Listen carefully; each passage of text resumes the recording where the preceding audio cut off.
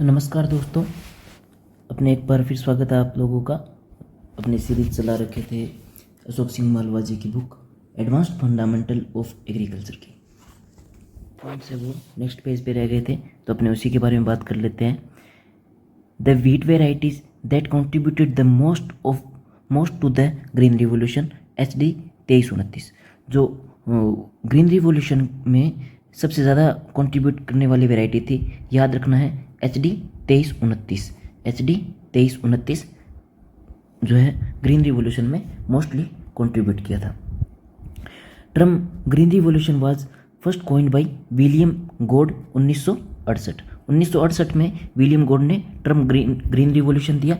The union minister of agriculture at the time of green revolution was, जो green revolution के time अपने union minister थे, agriculture union minister थे, वो थे सी सुब्रमण्यम का भी योगदान माना जाता है ग्रीन रिवोल्यूशन में। द टर्म एवरग्रीन रिवोल्यूशन जो टर्म थी वो MS स्वामीनाथन जी ने, जो अपने ग्रीन रिवोल्यूशन के जनक हैं इंडिया में, उन्होंने दी थी 1990 में एवरग्रीन रिवोल्यूशन। याद रखना है HD 2329 वेराइटी को याद रखना है, जिसका मोस्टली कंट्रीब्यूट था वीट की वेराइटी है ग्रीन रिवोल्यूशन में, और वीट और राइस का ही ज़्यादा कंट्रीब्यूट रहा था ग्रीन रिवोल्यूशन में। और एवरग्रीन रिवोल्यूशन का पूछ लिया जाता है किसने दिया था, MS स्वामीनाथन ने, और जो ग्रीन रिवोल्यूशन वर्ड जो टर्म है वो विलियम गॉड ने 1968 में दी थी। फिर अपने बात करते हैं मेजर कंसर्न्स क्या थी ग्रीन रिवोल्यूशन के। जो मेजर कंसर्न्स मतलब क्या क्या नुकसान हुए थे जिनके ऊपर ग्रीन रिवोल्यूशन में ध्यान देना चाहिए था। तो neglected pulse crop and millets और जो पल्स क्रॉप है उनको नेग्लेक्ट किया गया। Indiscriminate use of fertiliser and pesticide का बहुत ज़्यादा यूज़ किया गया, कोई माप नहीं था और बहुत ज़्यादा यूज़ किया जाने के इसका मुख्य नुकसान था। और depletion of ground water resources का बहुत ज़्यादा नुकसान हुआ, बहुत ज़्यादा सिंचाई की जाने लगी और पानी का डेप्लेशन होने लगा, जो ग्राउंड वाटर है उसका डेप्लेशन होने लगा। फिर अपने बात करते हैं revolutionary development in agricultural stores and related field. क्या क्या रिवोल्यूशनरी डेवलपमेंट हुए एग्रीकल्चर स्टोर्स और उसके क्या क्या फील्ड में, उनके बारे में बात करेंगे। तो रिवोल्यूशन है और उनकी फील्ड है, मतलब क्या एम था उस रिवोल्यूशन का, और फादर ऑफ रिवोल्यूशन दिए गए हैं इस टेबल में। इंपॉर्टेंट है, कई बार क्वेश्चन आ जाते हैं, तो ये बेसिक क्वेश्चन भी है और सब स्टूडेंट्स को याद होना ज़रूरी है। फादर ऑफ रिवोल्यूशन आजकल most trending question father of revolution से आ जाते हैं। तो रेनबो रिवोल्यूशन है वो overall development of agriculture sector में के लिए रेनबो मतलब सभी जो कृषि क्रांति है एग्रीकल्चर सेक्टर में जितने भी डेवलपमेंट है उन पर नज़र रखने के लिए रेनबो रिवोल्यूशन लाई गई थी। ग्रीन रिवोल्यूशन जो है सब लोग जानते हैं फूड ग्रेन प्रोडक्शन से थी, मेनली राइस और व्हीट के लिए ग्रीन रिवोल्यूशन थी, और जो कि जिसके फादर थे MS स्वामीनाथन जी। फिर अपने बात करते हैं ब्लू रिवोल्यूशन की, जो फिशरीज प्रोडक्शन से थी, और इनके जो फादर ऑफ ब्लू रिवोल्यूशन है doctor Arun Krishnan father of blue revolution माने जाते हैं। फिर evergreen revolution reduction in food wastage, ये बहुत कम देखने को मिलेगा। Evergreen revolution relation in food wastage and productivity improvement in productivity, मतलब जो फूड वेस्टेज की रिडक्शन से रिलेटेड है और सतत विकास के लिए है। अपने बात करेंगे कि उत्पादकता में इंप्रूवमेंट की सतत विकास के लिए ये एवरग्रीन रिवोल्यूशन, तो उत्पादकता है वो कंटिन्यू बनाए रखने के लिए एवरग्रीन रिवोल्यूशन, मतलब हमेशा एक वो प्रोडक्शन बढ़ता रहना चाहिए, उसके लिए एवरग्रीन रिवोल्यूशन जो कि MS स्वामीनाथन ने शुरू की। मेनली तो नाम दिया गया था ग्रीन रिवोल्यूशन को ही आगे बढ़ा के एवरग्रीन रिवोल्यूशन नाम दिया गया था। तो ब्राउन रिवोल्यूशन की बात करते हैं, नॉन कन्वेंशनल प्रोडक्ट के लिए brown revolution. Non conventional product का मतलब है गैर पारंपरिक उत्पाद है कुछ, जैसे मतलब गैर पारंपरिक उत्पाद मतलब मोस्टली अपने पारंपरिक रूप से खेती की जाती है, मोस्टली अपने फसलें ली जाती है, जो फील्ड क्रॉप है वो ली जाती है, और कुछ फ्रूट क्रॉप है वो कन्वेंशनल खेती के अंदर आ जाती है। पर इसमें जो ब्राउन रिवोल्यूशन है उसमें नॉन कन्वेंशनल प्रोडक्ट जैसे कॉफ़ी, कोकोआ, लेदर और फूड प्रोसेसिंग से इसका मोस्टली क्वेश्चन आता है। जो ब्राउन रिवोल्यूशन है वो लेदर से रिलेटेड मोस्टली ब्राउन रिवोल्यूशन मानी जाती है। और फूड प्रोसेसिंग का भी कई बार क्वेश्चन आया है जो कि ब्राउन रिवोल्यूशन से रिलेटेड है। इंपॉर्टेंट क्वेश्चन है, याद रखना है। नॉन कन्वेंशनल प्रोडक्ट को भी याद रखना है। Mostly coffee, cocoa, leather and food processing का क्वेश्चन आ चुका है, याद रखना है। फिर बात करते हैं ग्रे रिवोल्यूशन। ग्रे रिवोल्यूशन है जो फर्टिलाइजर एंड मेन्योर्स के लिए थी, इंपॉर्टेंट है। गोल्डन रिवोल्यूशन, कई बार क्वेश्चन आए हैं गोल्डन रिवोल्यूशन का, फ्रूट प्रोडक्शन से रिलेटेड है, mostly Apple main fruit production से रिलेटेड है गोल्डन रिवोल्यूशन। यहाँ पे दिया नहीं गया है। फादर ऑफ गोल्डन रिवोल्यूशन जो माना जाता है वो के.एल. चड्ढा जी को माना जाता है। किसको माना जाता है? के.एल. चड्ढा जी को माना जाता है। के.एल. चड्ढा जी को फादर ऑफ गोल्डन रिवोल्यूशन माना जाता है। फिर बात करते हैं परबनी रिवोल्यूशन जो कि ओकरा से रिलेटेड है, भिंडी से रिलेटेड है परबनी रिवोल्यूशन। फिर बात करते हैं yellow revolution oil seed specially mustard and sunflower से रिलेटेड है और इनके फादर भी इंपॉर्टेंट है, सैम पित्रोदा जी। फिर बात करते हैं व्हाइट रिवोल्यूशन जो है मिल्क प्रोडक्शन से है, सभी लोग जानते हैं, कॉमन क्वेश्चन है, बहुत बार आ चुका है। वर्गीज कुरियन जी ने व्हाइट रिवोल्यूशन स्टार्ट की थी और इसके लिए इन्हें याद रखना है 1989 में वर्ल्ड फूड प्राइज भी दिया गया था। जो सेकंड वर्ल्ड फूड प्राइज है वो वर्गीज कुरियन जी को मिला था। आगे वर्ल्ड फूड प्राइज भी पढ़ेंगे अपने। फिर बात करते हैं सिल्वर रिवोल्यूशन जो कि एग या पोल्ट्री से रिलेटेड है, जो इंदिरा गांधी जी ने एग रिवोल्यूशन लाई थी, शुरू की थी। फिर बात करते हैं राउंड रिवोल्यूशन है वो पोटैटो से रिलेटेड है। रेड रिवोल्यूशन जो मीट और टोमेटो, या तो मीट और या टोमेटो, कई बार ऑप्शन में दोनों नहीं मिलेंगे, एक ऑप्शन मिलेगा रेड रिवोल्यूशन से मीट या टोमेटो। फिर बात करते हैं पिंक रिवोल्यूशन, इंपॉर्टेंट है, प्राउन या फिर ऑनियन। प्राउन का मतलब झींगा या फिर प्याज से रिलेटेड है पिंक रिवोल्यूशन, दोनों ही याद रखना है, दोनों ही इंपॉर्टेंट है। फिर बात करते हैं ब्लैक रिवोल्यूशन जो कि क्रूड ऑयल या पेट्रोलियम या बायोफ्यूल में मोस्टली जेट्रोपा का जो ऑयल होता है वो बायोफ्यूल में आता है। तो बायोफ्यूल जो बायोलॉजिकली किसी प्लांट से मिला है बायोफ्यूल कहलाता है। जो ब्लैक रिवोल्यूशन तो क्रूड ऑयल, पेट्रोलियम और बायोफ्यूल से रिलेटेड है। फिर बात करते हैं सिल्वर फाइबर रिवोल्यूशन कॉटन से रिलेटेड है। गोल्डन फाइबर रिवोल्यूशन जूट से रिलेटेड है। याद रखना है गोल्डन फाइबर रिवोल्यूशन तो जूट से रिलेटेड है, जबकि गोल्डन रिवोल्यूशन फ्रूट प्रोडक्शन से रिलेटेड है और जो गोल्डन रिवोल्यूशन के फादर हैं वो के.एल. चड्ढा जी है। फिर बात करते हैं अपने वर्ल्ड फूड प्राइज की। वर्ल्ड फूड प्राइज के बारे में अपने पहले थोड़ा सा जिक्र किया था। वर्गीज कुरियन जी को 1989 में वर्ल्ड फूड प्राइज से सेकेंड वर्ल्ड फूड प्राइज मिला था। चलिए देखते हैं world food prize. The world food prize is presented by the world food prize foundation जो कि यूएसए में है, उन्होंने प्रेजेंट किया था world food prize. The first world food prize was received by doctor M S. Swaminathan in 1987 में पहला जो वर्ल्ड फूड प्राइज था वो एम.एस. स्वामीनाथन जी को मिला था। आपको एक छोटी सी बात बता दूं, जो वर्ल्ड फूड प्राइज है वो जो नॉर्मन ई बोरलॉग जी है उनके बर्थ डेट के दिन वर्ल्ड फूड प्राइज दिया जाता है। फिर बात करते हैं 2000 में अपने ये जो अपने इंडियन साइंटिस्ट है उनकी वर्ल्ड फूड प्राइज की लिस्ट है। पहला जो अपना इंडिया को जो मिला था और विश्व वर्ल्ड का भी जो पहला वर्ल्ड फूड प्राइज था वो 1987 में एम.एस. स्वामीनाथन जी को मिला था। ईयर भी याद रखना है। फिर 1989 में वर्गीज कुरियन जी जिन्होंने लीडरशिप ड्यूरिंग ऑपरेशन फ्लड में इन्होंने लीडरशिप की थी, वर्गीज कुरियन जी, इसलिए इन्हें सेकेंड वर्ल्ड फूड प्राइज 1989 में मिला था। फिर 2000 में एस.के. वसल जी को वर्ल्ड फूड प्राइज मिला। किसके लिए? QPM क्वालिटी प्रोटीन मेज को विकसित किया था इन्होंने, तो इन्हें एस.के. वसल जी को 2000 के अंदर वर्ल्ड फूड प्राइज मिला। 2014 में अपने साइंटिस्ट संजय राजाराम जी को वर्ल्ड फूड प्राइज मिला था। He developed more than 510 wheat varieties, 510 wheat variety से ज़्यादा इन्होंने गेहूं की वेराइटियाँ विकसित की थी, इंक्लूडिंग द VEERY सीरीज। ये जो वीट वेराइटीज़ की एक सीरीज़ है VEERY सीरीज, इसको भी इन्होंने विकसित किया था bye crossing spring wheat with winter wheat.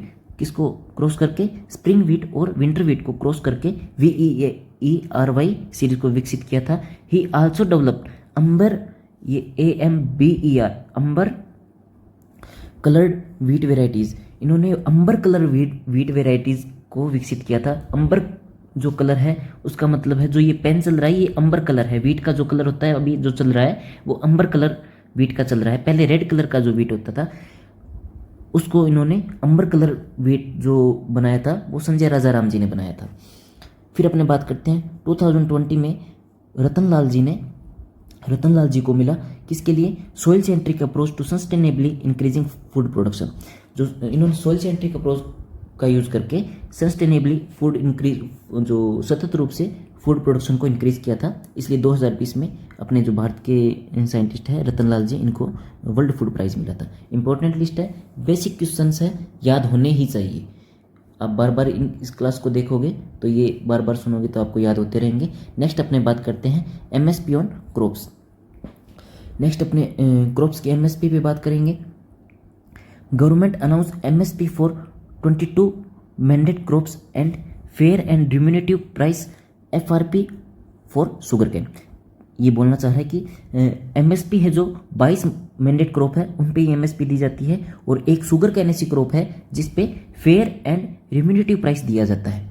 Fair and remunerative price दिया जाता है शुगर केन के ऊपर। ये क्वेश्चन भी आ सकता है, एफआरपी किस पे दिया जाता है और कितनी क्रॉप्स पे एमएसपी दी जाती है।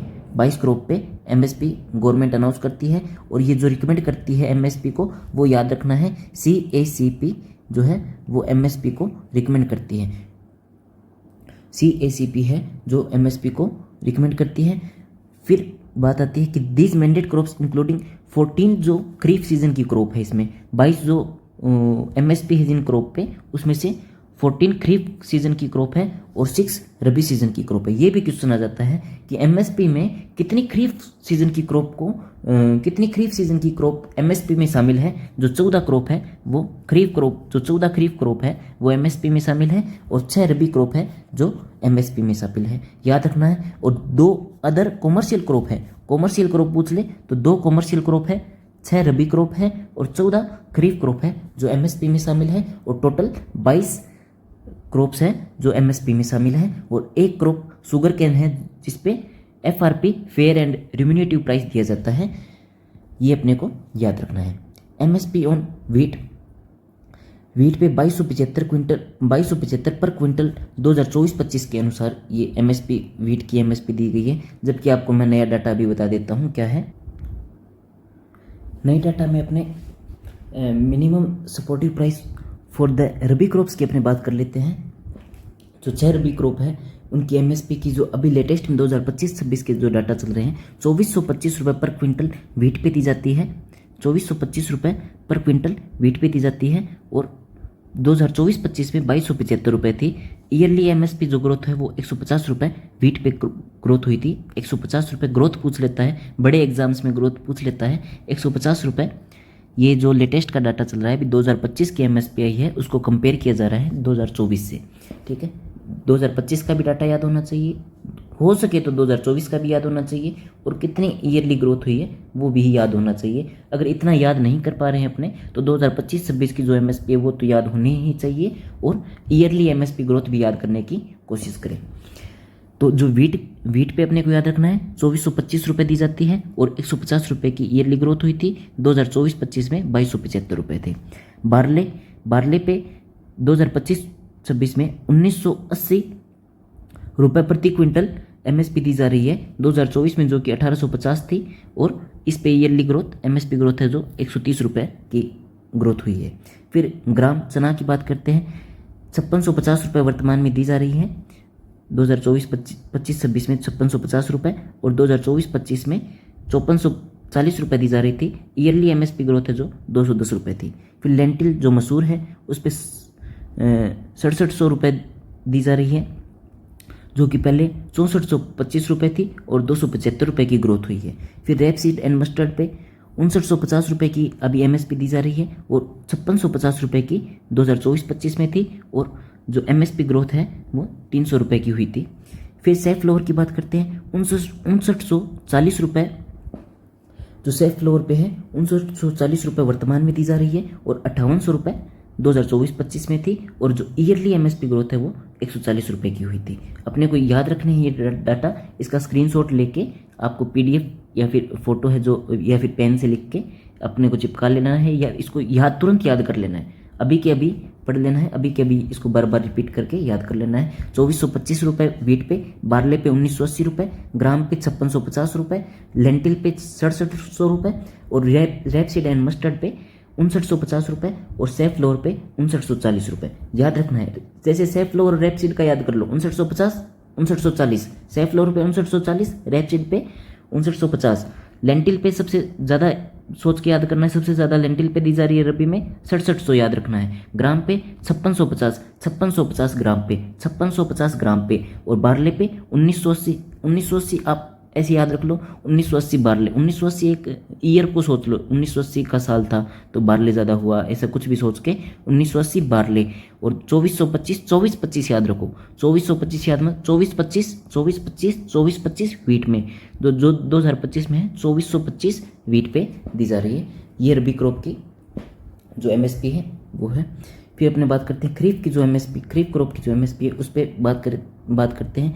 जो राइस की है, धान सामान्य राइस जो सामान्य जो धान है उस पे एमएसपी अभी जो दी जा रही है वो 25-26 में 2359 रुपये दी जा रही है। 2024-25 में 2300 रुपये दी जा रही थी और एमएसपी कितनी बढ़ी, 69 रुपीज़ सामान्य धान पे बढ़ी। और धान ग्रेड ए में 2320 रुपये 24-25 में दी जाती थी और अभी वर्तमान में 2389 रुपये दी जा रही है और 69 रुपीज़ की धान में ग्रोथ हुई। याद रखना है धान में ग्रोथ कितनी, 69 की दोनों में कितनी है, 69 की ग्रोथ है। धान सामान्य में 2369 रुपये दी जा रही है और धान ग्रेड ए में 2389 रुपये दी जा रही है। फिर ज्वार हाइब्रिड में 2024-25 में 3371 रुपये दी जा रही थी और 2025-26 में 3699 रुपये दी जा रही है और 328 रुपये जो है ग्रोथ हुई है। फिर ज्वार मालदंडी जो ज्वार है उस पर 2024-25 में 3421 रुपये दी जा रही थी और वर्तमान में 3749 रुपये दी जा रही है और जो इसकी ग्रोथ है मालदंडी ज्वार की वो 2328 रुपये ग्रोथ हुई है। फिर बाजरा की बात करते हैं। बाजरा 2024-25 में 2625 रुपये जो बाजरा की एमएसपी थी, वर्तमान में जो अभी बाजरा की एमएसपी है 2775 रुपये वर्तमान में है और 150 रुपये की बाजरा पे ग्रोथ हुई। फिर रागी की बात करते हैं। 4290 रुपये 24-25 में दी जा रही थी और अभी जो एमएसपी है 4886 रुपये रागी पे दी जा रही है और 596 रुपये की ग्रोथ हुई। मक्का में 2024-25 में 2225 रुपये और मक्का में वर्तमान में 2400 रुपये दी जा रही है और 175 रुपये की मक्का में एमएसपी में ग्रोथ की गई। तुअर या अरहर पे 2024-25 में 7550 रुपये एमएसपी दी जा रही थी और वर्तमान में 8000 रुपये तुअर पे जो अरहर है 8000 रुपये एमएसपी 25-26 में दी जा रही है, 450 रुपये की ग्रोथ देखने को मिली। मूंग पे 8682 रुपये 2024-25 में दी जा रही थी, वर्तमान का याद रखना है 8768 रुपये वर्तमान में मूंग पे एमएसपी दी जा रही है और 86 रुपये की मूंग पर ग्रोथ हुई है। फिर बात करते हैं उड़द की। उड़द में 7400 रुपये 2024-25 में, अभी वर्तमान में 7800 रुपये और 400 रुपये की ग्रोथ मिली। मूंगफली में 2024-25 में मूंगफली में 6783 रुपये, वर्तमान में मूंगफली में जो 25-26 है 7263 रुपये एमएसपी दी जा रही है और 480 रुपये की ग्रोथ देखने को मिली। सूरजमुखी में 7280 रुपये 24-25 में दी जा रही थी, अभी है जो वर्तमान में 7721 रुपये दी जा रही है और 441 रुपये की ग्रोथ देखने को मिली। सोयाबीन पे 4892 रुपये जो 24-25 में दी जा रही थी, वर्तमान में 5328 रुपये की जो एमएसपी है सोयाबीन पे दी जा रही है 5328 रुपये और जो ग्रोथ है 436 रुपये की हुई। तिल पे बात करें, तिल पे 2024-25 में 9267 रुपये दी जा रही थी, अभी 9846 रुपये दी जा रही है और 579 रुपये की जो अभी ग्रोथ हुई है। फिर राम तिल की बात करें, राम तिल पे 8717 रुपये जो एमएसपी है वो दी जा रही थी 24-25 में 8717, वर्तमान में दी जा रही है 9537 रुपये और 820 रुपये की ग्रोथ देखने को मिली। कपास जो मिडिल स्टेपल है, कपास का जो मिडिल स्टेपल है उस पर 2024-25 में 7121 रुपये दी जा रही थी, अभी 7710 रुपये जो है कपास मिडिल स्टेपल पे दी जा रही है और 589 रुपये की ग्रोथ देखने को मिली। फिर कपास लॉन्ग है, जो लॉन्ग स्टेपल है कपास का उस पर 2024-25 में 7521 रुपये MSP दी जा रही थी, वर्तमान में 8110 रुपये दी जा रही है और 589 रुपये की ग्रोथ हुई। याद रखना है कपास में 589 की, राइस में 69 रुपीज़ की जो है ग्रोथ देखने को मिली। ये सारे डाटा कोशिश करनी है 24-25, 25-26 और कितनी ग्रोथ हुई ये अपने को याद रखने की कोशिश करनी है, एक पेज पर लिख लीजिएगा। और अगर आप बाद में क्लास देख रहे हैं तो इसको ज़रूर अपडेट कर लीजिएगा, तुरंत अभी जाके क्लास को पॉज करके अभी अपडेट करके लिखें, अभी की अभी लिख ली जाएगी तो आपकी याद रह जाएगी, वरना छूट जाएगा। तो अभी जाके इसको कर लें। अपने नेक्स्ट बात करते हैं इम्पोर्टेंट कमेटीज़ की। इम्पोर्टेंट कमेटीज़ पे अपने बात करते हैं। अपन ने MSP है जो कंप्लीट पढ़ ली है, अभी अपने इम्पोर्टेंट कमेटीज़ पे बात करते हैं। जो फर्स्ट कमेटी है, the Indian central cotton committee was first commodity committee in India establish in 1921। याद रखना है जो पहली कमेटी है जो इंडिया में इस्टेब्लिश की गई वो है ICCC। कब? 1921 में। 1921 में है इंडियन सेंट्रल कॉटन कमेटी जो है, इंडियन सेंट्रल कॉटन कमेटी जो है वो इस्टेब्लिश की गई 1921 में। याद रखना है इंडियन सेंट्रल कॉटन कमेटी 1921 में इस्टेब्लिश की गई और फर्स्ट कमोडिटी कमेटी थी इंडिया की।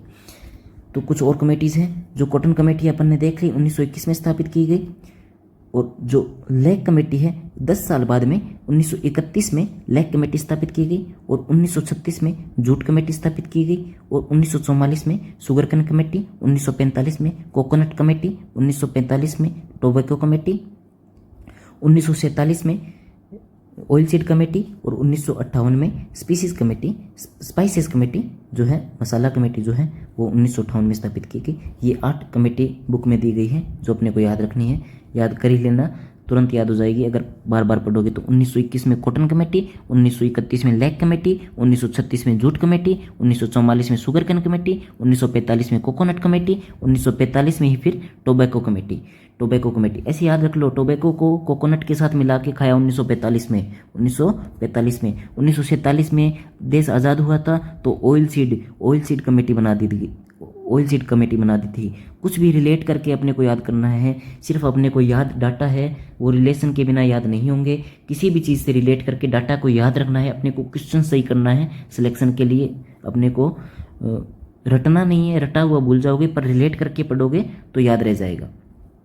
और 1900 ऐसे याद रख लो 1958 में जो लास्ट कमेटी है अपनी बुक में, 1958 में स्पाइसेस कमेटी दी गई है, लास्ट में स्पाइसेस आए, 1958 में स्पाइसेस आए। ठीक है, फिर अपन बात करते हैं important days in the agriculture and allied sector. कुछ इंपॉर्टेंट डेज हैं जो कई बार क्वेश्चन आ जाते हैं, सेंट्रल लेवल के एग्जाम में अपने क्वेश्चन कई बार पूछते हैं, राजस्थान में भी बहुत बार एग्जाम में क्वेश्चन पूछ लेते हैं डेज से रिलेटेड। तो वर्ल्ड वेटलैंड डे है वो 2 फरवरी को वर्ल्ड वेटलैंड डे मनाया जाता है। नेशनल साइंस डे है 28 फरवरी को मनाया जाता है। इंटरनेशनल वुमेंस डे है 8 मार्च को मनाया जाता है। वाटर रिसोर्सेज डे है 11 मार्च को मनाया जाता है। कंज्यूमर डे है 15 मार्च को मनाया जाता है। फिर अपने नेक्स्ट देखते हैं, वर्ल्ड फॉरेस्ट डे है 21 मार्च को मनाया जाता है। वर्ल्ड वाटर डे है, कुछ PDF में समझ में नहीं आ रहा होगा तो मैं थोड़ा छोटा कर देता हूँ। वर्ल्ड वाटर डे है 22 मार्च को मनाया जाता है। वर्ल्ड मेटेरियोलॉजिकल डे है 23 मार्च को मनाया जाता है। वर्ल्ड हेल्थ डे है 7 अप्रैल को मनाया जाता है। अर्थ डे है 25 अप्रैल को मनाया जाता है। वर्ल्ड लेबर डे है 1 मई को मनाया जाता है। वर्ल्ड इन्वायरमेंट डे है 5 जून को मनाया जाता है। नेशनल एग्रीकल्चर डे है 1 जुलाई को मनाया जाता है। ICR डे 16 जुलाई को मनाया जाता है। वर्ल्ड लिटरेसी डे 8 सितंबर को मनाया जाता है। वर्ल्ड ओजोन डे 16 सितंबर को मनाया जाता है। वुमेन्स फार्मर डे 16 अक्टूबर को मनाया जाता है। वर्ल्ड फूड डे 16 अक्टूबर को मनाया जाता है। विश्व खाद्य दिवस बोलेंगे इसको। फिर एग्रीकल्चर एजुकेशन डे 3 दिसंबर को मनाया जाता है। वुमेन इन एग्रीकल्चर डे 4 दिसंबर को मनाया जाता है। फार्मर्स डे मोस्ट इंपॉर्टेंट है और अपने को याद भी होना चाहिए, 23 दिसंबर को अपने फार्मर्स डे बनाया जाता है। फिर अपने कुछ इंपॉर्टेंट ईयर्स है जो इंटरनेशनल ईयर, हर साल इंटरनेशनल ईयर्स आते हैं। इंटरनेशनल ईयर आपको मैं जानकारी के लिए बता दूं, जो FPO है जो हर साल इंटरनेशनल ईयर को घोषित करता है। 2003 में international year of fresh water आया और 2004 में मोस्ट इंपॉर्टेंट है राइस का पूछते हैं, राइस का जो इंटरनेशनल ईयर है 2004 में राइस का इंटरनेशनल ईयर मनाया गया। और माइक्रो क्रेडिट का इतने कोई क्वेश्चन अभी तक नहीं देखने को मिला है। 2005 में माइक्रो क्रेडिट का इंटरनेशनल ईयर और 2006 में desert and desertification, important question है। डेजर्ट एंड डेजर्टिफिकेशन का जो इंटरनेशनल ईयर है वो 2006 में मनाया गया। 2008 में potato international year of potato 2008 में, और 2009 में नेचुरल फाइबर का, इंपॉर्टेंट है नेचुरल फाइबर और पोटैटो दोनों। फिर आता है 2010 में इंटरनेशनल ईयर ऑफ बायोडाइवर्सिटी, बहुत इंपॉर्टेंट है। जो आप बायोलॉजी से भी अगर तैयारी कर रहे हो तो इनमें से भी क्वेश्चन पूछ लिया जाता है, इंटरनेशनल ईयर ऑफ बायोडाइवर्सिटी। 2011 में international year of forest, important है। 2012 में international year of cooperative, international year of cooperative 2012 में तो मनाया ही गया। और आपको मैं बता देता हूँ 2025 में भी इंटरनेशनल ईयर ऑफ कोऑपरेटिव मनाया गया। फिर आता है 2013 में international year of quinoa and international year of water cooperation, important है international year of water cooperation 2013 में। क्यूनो का तो एक सीड होता है जिसकी खेती की जाती है, उसका मनाया गया। और वाटर जो कोऑपरेशन है ये इंपॉर्टेंट क्वेश्चन है। 2013 में वाटर कोऑपरेशन का इंटरनेशनल ईयर मनाया गया। 2014 में फैमिली फार्मिंग का इंटरनेशनल ईयर मनाया गया, international year of family farming 2014। International year of soil most important है, इंटरनेशनल ईयर ऑफ सॉइल 2016 में ही इंटरनेशनल ईयर ऑफ पल्सेज, 2016 में ही इंटरनेशनल ईयर ऑफ पल्सेज मनाया गया। 2020 में ही international year of plant health मनाया गया, इंपॉर्टेंट है। 2021 में international year of fruits and vegetable मनाया गया। 2022 में international year of fisheries and aquaculture. 2022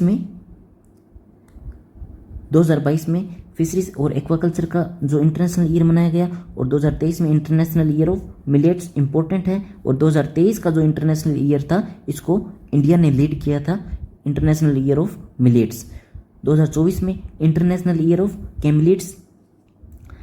कैमलिट्स का जो इंटरनेशनल ईयर था 2024 में मनाया गया। 2025 में अपन ने बात की थी इंटरनेशनल ईयर ऑफ कोऑपरेटिव्स बनाया गया था 2025 में।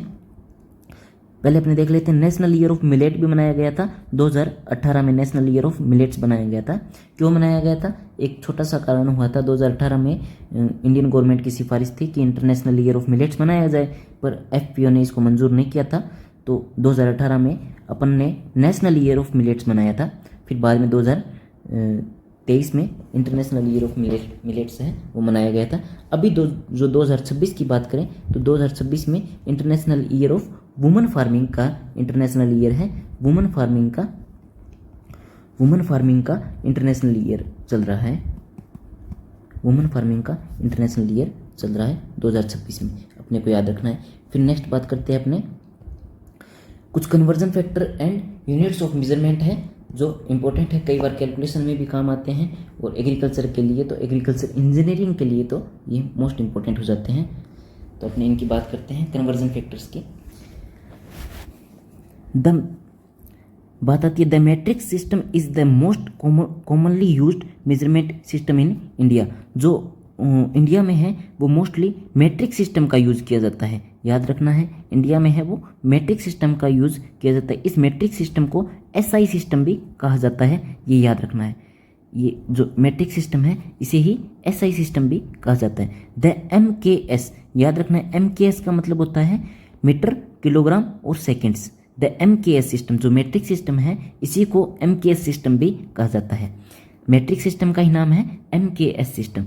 The MKS system which is close to SI units includes metre, kilogram and second. याद रखना है एमकेएस, मीटर, किलोग्राम और सेकेंड सिस्टम भी कहा जाता है इसे। फिर अपने कुछ पैरामीटर्स हैं। सीजीएस, फ्रेंच या मैट्रिक सिस्टम, एक टेबल दी गई है इसमें सीजीएस, फ्रेंच या फिर मैट्रिक सिस्टम। सीजीएस का मतलब यहाँ पे है सेंटीमीटर, ग्राम और सेकंड, ये सीजीएस का फुल फॉर्म है। सेंटीमीटर, ग्राम और सेकंड ये मैट्रिक सिस्टम का ही पार्ट है सीजीएस। और मैट्रिक सिस्टम को ही एमकेएस सिस्टम भी कहा जाता है, मीटर, किलोग्राम और सेकंड। सेंटीमीटर, ग्राम और सेकंड ये भी मैट्रिक सिस्टम का पार्ट है। फिर एफपीएस, एफपीएस है फुट, पाउंड और सेकंड, फुट, पाउंड और सेकंड्स। ये जो है ये ब्रिटिश सिस्टम है। मैट्रिक सिस्टम और ब्रिटिश सिस्टम दो टाइप के सिस्टम चलते हैं। फिर बात करते हैं, जो लेंथ है वो मीटर में मापी जाती है मैट्रिक सिस्टम में, और जो ब्रिटिश सिस्टम में जो लेंथ है वो फुट में मापी जाती है। एरिया है, जो मैट्रिक सिस्टम में जो एरिया है वो स्क्वायर सेंटीमीटर में मापा जाता है, स्क्वायर सेंटीमीटर में मैट्रिक सिस्टम में मापा जाता है, और ब्रिटिश सिस्टम में स्क्वायर फुट में मापा जाता है।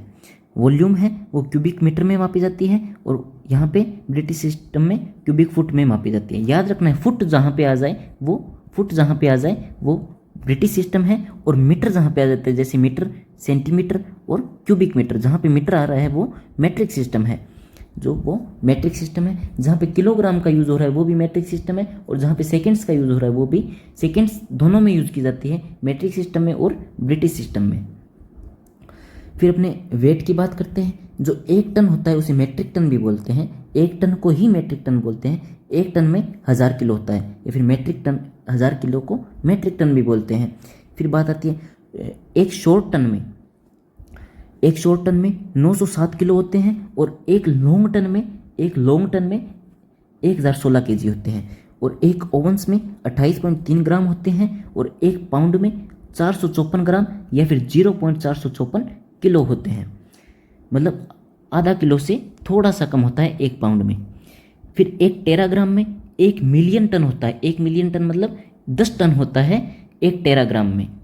फिर बात आती है एरिया की। 1 हेक्टर जो होता है वो 10,000 मीटर स्क्वायर होता है, सबको पता है, कॉमन क्वेश्चन है और याद भी रखना है। 1 हेक्टर में 10,000 मीटर स्क्वायर होता है, और 1 किलोमीटर स्क्वायर में 100 हेक्टर होता है, 1 किलोमीटर स्क्वायर में 100 हेक्टर होता है, और 1 हेक्टर में 2.47 एकड़ होता है। याद रखना है, 1 हेक्टर में 2.47, इसको 2.47 याद नहीं रखना तो 2.50 याद रख लो, पर ऑप्शन में 2.47 एकड़ याद करना है। 1 हेक्टर में 2.47 एकड़ होता है, और एक पक्का बीघा में 2530 मीटर स्क्वायर होता है। याद रखना है, एक पक्का बीघा में 2530 मीटर स्क्वायर होता है,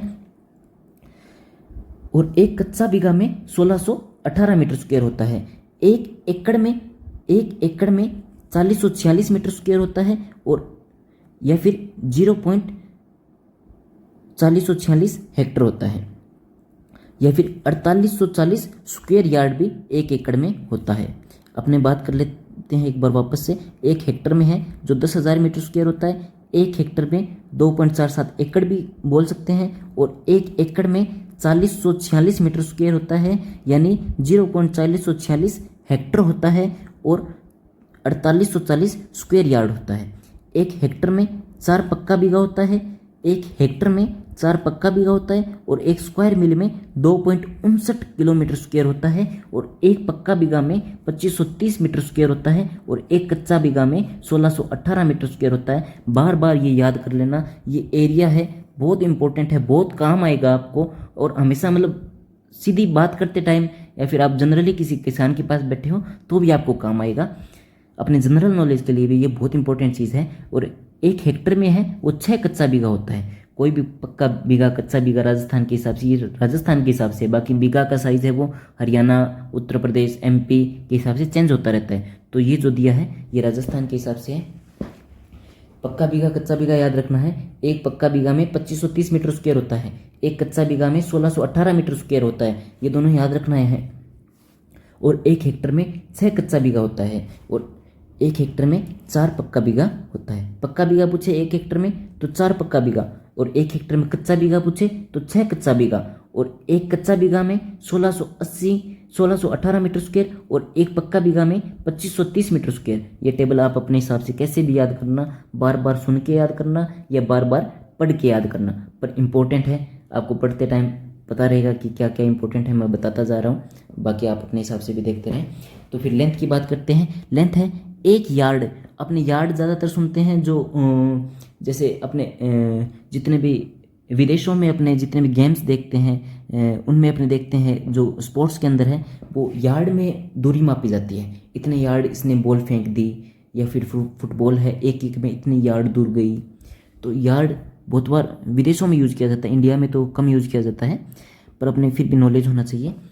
1 यार्ड है वो 3 फीट के इक्वल होता है, और 1 इंच है वो 2.54 सेंटीमीटर होता है, और 1 फोरलोंग है जो 201 मीटर या फिर 220 यार्ड्स होता है। 1 फोरलोंग है 201 मीटर या फिर 220 यार्ड्स होता है, 1 सेंटीमीटर है वो 10 mm के इक्वल होता है, और 1 माइक्रोमीटर है या फिर 1 माइक्रोन है वो 1000 nm और 10 की पावर -6, ये -6 है, 10 की पावर -6 मीटर या फिर 10 की पावर -4 सेंटीमीटर के इक्वल होता है 1 माइक्रोमीटर। 1 माइक्रोमीटर है या फिर 1 माइक्रोन है जो 1000 nm या फिर 10 की पावर -6 मीटर या फिर 10 की पावर -4 सेंटीमीटर के इक्वल होता है, और 1 पिकोमीटर जो है वो 1000 फोटोमीटर के इक्वल होता है। 1 पिकोमीटर जो है वो 1000 फोटोमीटर के इक्वल होता है, फेम्टोमीटर के इक्वल होता है। और 1 एंगस्ट्रॉम है, जो 1 एंगस्ट्रॉम है वो 0.1 nm या फिर 10 की पावर -10 मीटर या फिर 10 की पावर -8 सेंटीमीटर के इक्वल 1 एंगस्ट्रॉम होता है। बायोलॉजी के लिए इंपॉर्टेंट टर्म है, एग्रीकल्चर के लिए भी इंपॉर्टेंट टर्म होती है 1 एंगस्ट्रॉम। और 1 nm जो है, 1 nm जो है वो 10 एंगस्ट्रॉम के इक्वल होती है। 1 nm जो है वो 10 एंगस्ट्रॉम के इक्वल होती है। 1 फीट जो है 12 इंच के इक्वल होता है 1 फीट, या फिर 30.48 सेंटीमीटर होता है 1 फीट में। 1 माइल जो है 1.6 किलोमीटर होता है, और 1 मीटर जो है 100 सेंटीमीटर के इक्वल होता है, और 1 मिलीमीटर है वो 1000 माइक्रोमीटर के इक्वल होता है, और 1 नैनोमीटर जो है वो 1000 पिकोमीटर के इक्वल होता है। पिकोमीटर के इक्वल 1000, 1 जो नैनोमीटर है वो 1000 पिकोमीटर के इक्वल होता है। फिर अपने बात करते हैं प्रेशर की, जो दाब है उसकी बात करते हैं। ये मोस्टली जो दाब का होता है सॉइल साइंस में प्रेशर का यूज़ किया जाता है, सॉइल साइंस में या इन्वायरमेंटल साइंस में। एग्रीकल्चर के लिए इम्पोर्टेंट है, अपने जो सॉइल वाटर पढ़ते हैं, सॉइल वाटर मेजरमेंट, उसमें प्रेशर भी काम आता है। एक बार जो है 1 किलो पास्कल, इसको कप्पा भी बोलते हैं, पी कैपिटल रहता है, कप्पा भी बोलते हैं। एक बार जो है वो 100 किलो पास्कल यानी 100 कप्पा के बराबर होता है, और एक बार जो है वो 0.1 मप्पा का मतलब होता है मेगा पास्कल, मप्पा का मतलब होता है मेगा पास्कल। एक जो बार है वो 0.1 मेगा पास्कल के इक्वल होता है, और एक जो बार है वो 100 किलो पास्कल कप्पा के इक्वल होता है, और 0.1 मप्पा के इक्वल होता है एक बार। और 100 किलो मप्पा पूछ ले तो वो 0.1 मप्पा के इक्वल होता है। ये लाइन आपको कैसे याद करनी है, आपको बार बार लिखनी है। ये लाइन कॉपी पेन लेके बार बार ये लाइन लिखो, 10 बार लिखो, 5 बार लिखो, इसको बार बार लिख के आप इस सेम लाइन को एक बार is equal to 100 kilo pascal कप्पा इज इक्वल टू 0.1 मप्पा। फिर इसको रिलेट कर लो, जो एक बार है वो 1 मप्पा भी होता है, और एक जो 100 किलो पास्कल एक बार है वो 100 किलो पास्कल भी होता है, और 100 किलो पास्कल इक्वल टू 0.1 मप्पा। और जो 1 मप्पा है वो 0.1 मप्पा तो 1 बार के इक्वल है, और 1 मप्पा इक्वल है 10 बार के। फिर एक बार जो है 1.019 kg पर सेंटीमीटर स्क्वायर के इक्वल होता है एक बार। जो एक बार है वो 1.019 kg पर सेंटीमीटर स्क्वायर के इक्वल होता है, और एक एटमॉस्फेरिक बार है, एक एटीएम है वो 1.013 बार के इक्वल होता है। एटमॉस्फेरिक प्रेशर की बात कर रहे हैं यहाँ पे। जो एक एटमॉस्फेरिक प्रेशर है वो 1.013 या फिर 1013 MB के इक्वल होता है एक एटीएम। याद रखना है, क्वेश्चन आ सकता है एक एटीएम 1.013 बार के इक्वल होता है और 1013 MB के इक्वल होता है।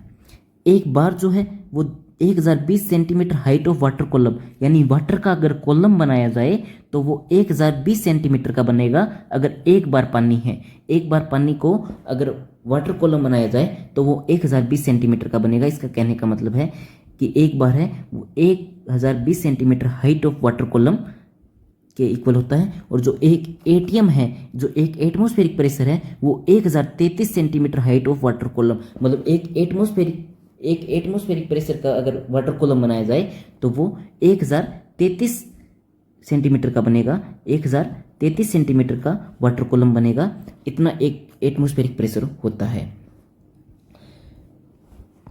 फिर अपने बात करते हैं पार्ट पर मिलियन। इंपॉर्टेंट है, कैलकुलेशन में बहुत काम आता है, केमिकल्स की कैलकुलेशन में बहुत काम आता है पार्ट्स पर मिलियन।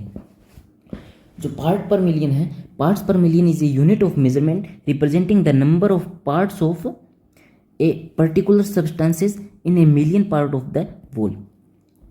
1 मिलियन में कितने पर्टिकुलर 1 मिलियन पार्ट में कितने पर्टिकुलर सब्सटेंस है, इसकी कैलकुलेशन में काम आता है parts per million. Conversion from ppm to percent, जो पीपीएम को परसेंटेज में कन्वर्ट करने के लिए फॉर्मूला यूज होता है percentage is equal to ppm बटे 10,000।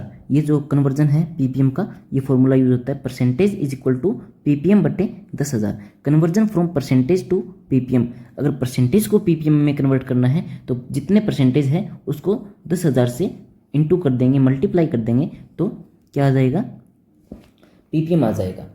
क्या आ जाएगा, पीपीएम निकालना है तो परसेंटेज को 10,000 से मल्टीप्लाई कर देंगे। 1 ppm is equivalent to 1 milligram per litre. अब छोटी सी चीज़ मैं बता देता हूँ, 1 ppm is equal to 1 milligram per litre.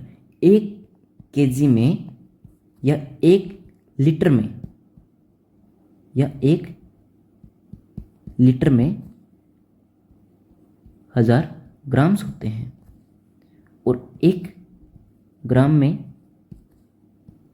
1000 milligram होते हैं, mg मिलीग्राम होते हैं। बेसिक कैलकुलेशन है, अगर पीपीएम निकालना है तो 1 kg में 1000 मिलीग्राम डालेंगे तो 1 ppm आ जाएगा। 1 kg में या फिर 1 लीटर में अगर 1000 mg डाल रहे हैं अपने, मिलीग्राम डाल रहे हैं अपने, तो क्या आ जाएगा, 1 ppm आ जाएगा। क्या आ जाएगा, 1 ppm आ जाएगा। अपने को याद रखना है 1 ppm में 1000 mg मिलीग्राम मिलाना है तो 1 ppm का सॉल्यूशन बन जाएगा।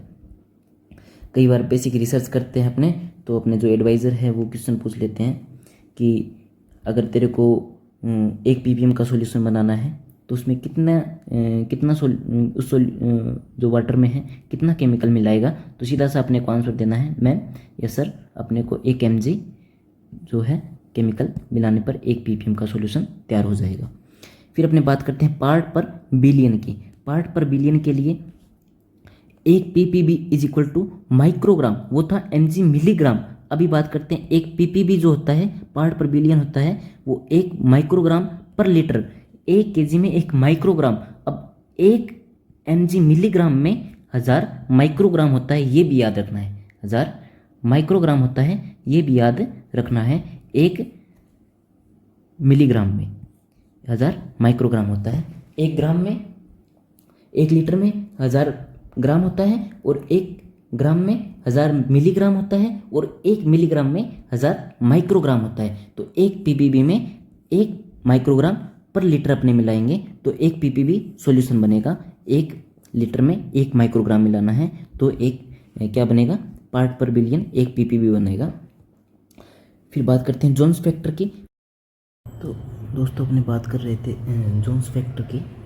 जोन्स फैक्टर क्या है, the specific factor used for converting nitrogen content to protein content. ये एक स्पेसिफिक फैक्टर है जो नाइट्रोजन कंटेंट को प्रोटीन कंटेंट में बदलने के लिए काम में लिया जाता है। It is called Jones factor.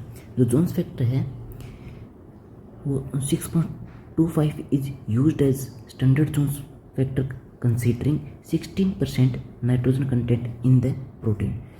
जो 6.25 स्टैंडर्ड एक जोन्स फैक्टर है जो यूज़ किया जाता है 16% नाइट्रोजन कंटेंट, प्रोटीन के अंदर 16% नाइट्रोजन कंटेंट के लिए 6.25 जोन्स फैक्टर का यूज़ किया जाता है।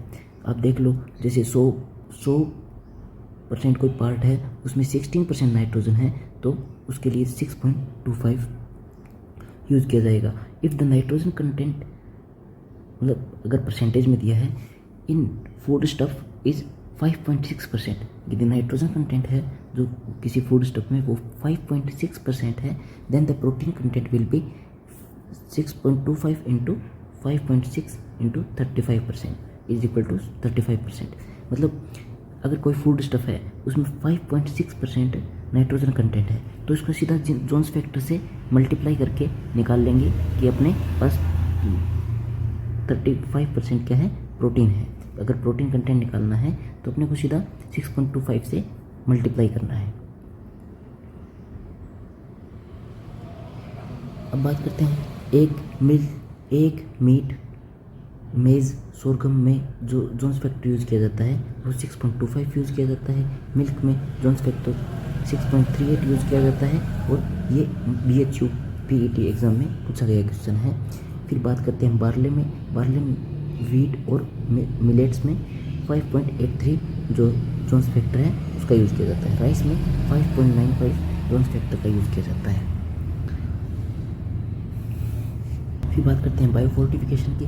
Biofortification refers to the process of enhancing the nutritional content like vitamins and minerals like Fe, zinc and vitamin A in staple food crops such as rice, wheat, vegetables। जो biofortification है वो क्या है कि ये एक प्रोसेस है enhance करने के न्यूट्रिशनल कंटेंट को, किसी भी क्रॉप में न्यूट्रिशनल क्वालिटी को, जितने भी मिनरल्स है, विटामिन्स है, उन सबको बढ़ाने की उन सबकी इंक्रीज करने की एक प्रोसेस है। बायोफोर्टिफिकेशन का यूज़ मोस्टली कहाँ किया जाता है? जो पिछड़े हुए देश हैं, जो गरीब देश है, उनके अंदर जो खाद्यान्न फसलें हैं या फल वगैरह है, उनके अंदर क्या किया जाता है? मिनरल्स की मात्रा बढ़ा दी जाती है ताकि उनको अच्छा न्यूट्रेंट जो है मिल सके।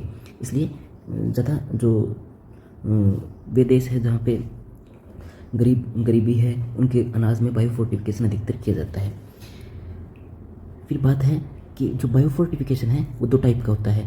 पहला है एग्रोनॉमिक बायोफोर्टिफिकेशन और दूसरा है जेनेटिक बायोफोर्टिफिकेशन। एग्रोनॉमिक बायोफोर्टिफिकेशन क्या है? Through the soil management and fertiliser techniques. जो एग्रोनॉमिक बायोफोर्टिफिकेशन है वो सॉइल मैनेजमेंट करके, अपने न्यूट्रिएंट ज़्यादा दे के या फिर फर्टिलाइजेशन ज़्यादा दे के उसको बायोफोर्टिफाई किया जाता है, क्रॉप को ज़्यादा अवेलेबिलिटी करवाई जाती है। इससे एग्रोनॉमिक बायोफोर्टिफिकेशन कहते हैं। एप्लीकेशन ऑफ, जो एक एग्जाम्पल दिया है, application of micronutrient rich fertiliser can improve the nutrient content of crop. अगर माइक्रोन्यूट्रिएंट रिच फर्टिलाइजर का आपने यूज़ करते हैं तो उसमें जो न्यूट्रिएंट कंटेंट है क्रॉप्स के अंदर वो बढ़ जाता है। फिर जेनेटिक बायोफोर्टिफिकेशन ये सबसे ज़्यादा इफेक्टिव बायोफोर्टिफिकेशन के अंदर आता है। Genetic biofortification through the traditional breeding method. Traditional breeding method का मतलब है जैसे अपने एक क्रॉप तो वो ले लेते हैं जिसमें न्यूट्रेंट जो है वो रिच अमाउंट में है, और एक क्रॉप वो ले लेते हैं जिसमें न्यूट्रेंट वो है रिच अमाउंट में नहीं है, परंतु वो इन्वायरमेंट के प्रति काफ़ी सुटेबल है। उन दोनों का आपस में क्रॉस करवाते हैं और उन प्लांट्स को सिलेक्ट कर लिया जाता है जो इन्वायरमेंट में सुटेबल भी हो और उनमें क्या हो, जो न्यूट्रेंट अवेलेबिलिटी है वो भी ज़्यादा हो। तो उन प्लांट को सिलेक्ट करके ये ट्रेडिशनल ब्रीडिंग मेथड हो जाता है। और मॉडर्न बायोटेक्नोलॉजी का यूज़ करके जैसे जीन गन का यूज़ किया जाता है या फिर जो RDNA टेक्नोलॉजी वगैरह यूज़ की जाती है, उनके द्वारा क्या होता है कि जो रिच न्यूट्रिएंट क्वालिटी वाला जीन है उसको ट्रांसफ़र किया जाता है मॉडर्न टेक्निक्स के द्वारा। तो वो जेनेटिक बायोफोर्टिफिकेशन की पार्ट है। गोल्डन राइस इसका एग्जाम्पल है। गोल्डन राइस एक बायोटेक क्रॉप है जिसमें विटामिन A की मात्रा रिच होती है। किसकी मात्रा? विटामिन A की मात्रा रिच होती है। फिर अपनी बात करते हैं per capita recommendations as per ICR और एंड अवेलेबिलिटीज़ इन इंडिया।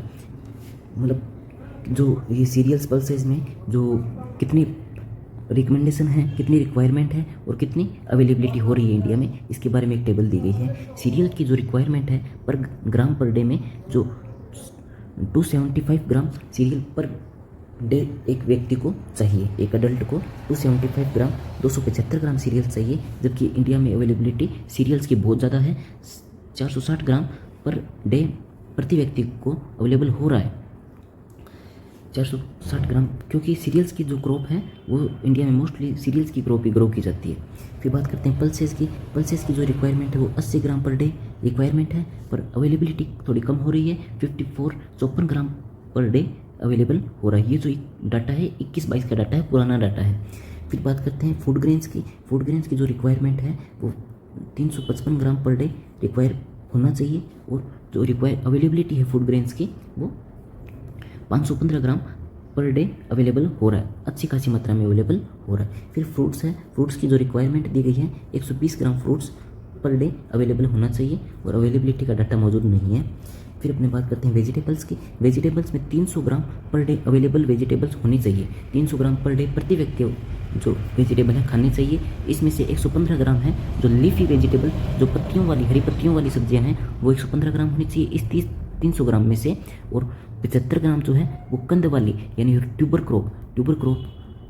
वाली सब्जियां होनी चाहिए, जैसे आलू है, शकरकंद है, 75 ग्राम होनी चाहिए।